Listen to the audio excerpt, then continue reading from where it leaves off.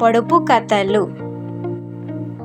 మొదటి ప్రశ్న, గుంటలో జన్మించి గుడిసెలో జీవించి సంతలో నిలబడి పంక్తిలో వాలింది, ఏమిటది?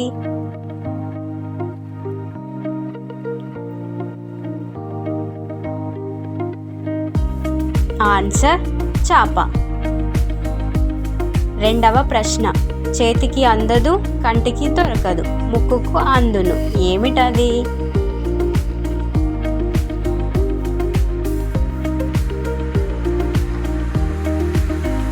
ఆన్సర్ వాసన.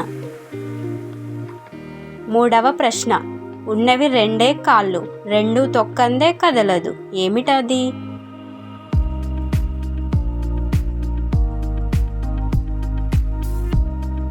Answer cycle. నాలుగవ ప్రశ్న, ఊరంతటికి ఒకటే దుప్పటి, ఏమిటది?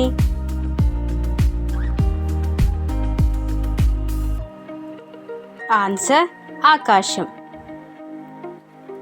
ఐదవ ప్రశ్న, ఈత చెట్టుకు ఇద్దరు బిడ్డలు, ఏమిటది?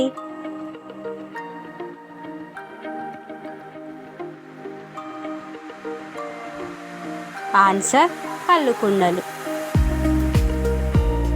ఆరవ ప్రశ్న, ఈగ ముసరని పండు, ఏమిటది?